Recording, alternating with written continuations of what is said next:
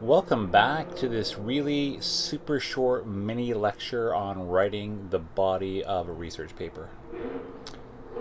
So you might be thinking, what is the body? For a research paper, it is the very biggest, largest part. It's where you write most of your text. It is also where you arrange evidence to persuade your readers. So whatever research you've been doing, whatever thoughts you have, whatever evidence you've collected, you put it all there to have the reader and have them, her or him, go along with what you're doing.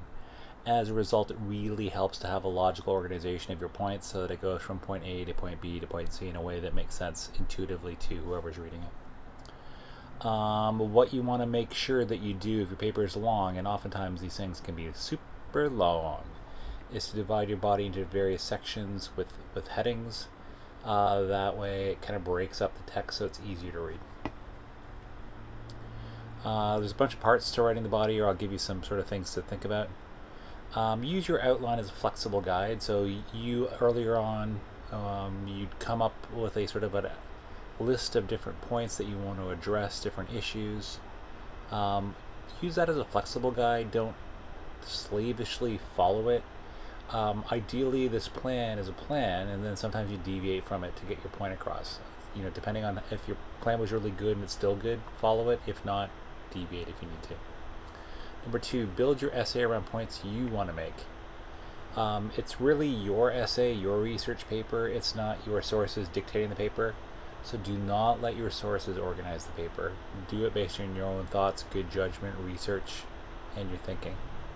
Number 3, integrate your sources into your discussion. Your discussion is much more important than your resources. Whether your sources are academic journals, podcasts, videos, or say evidence that you collected firsthand, whatever your big point is, your big discussion, that's the most important. Don't have the sources deciding the discussion for you. Only a couple more points.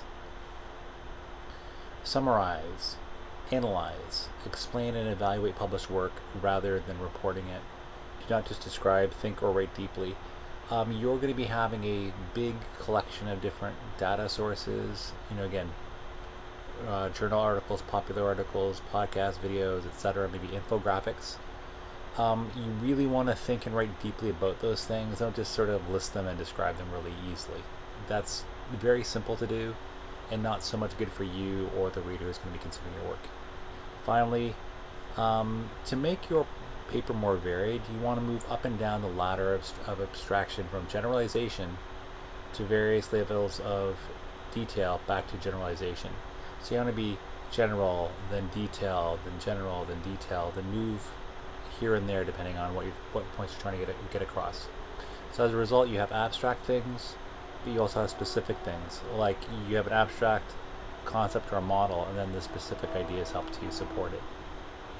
That was it. That was writing the body of a research paper. Good luck. I look forward to seeing you again soon.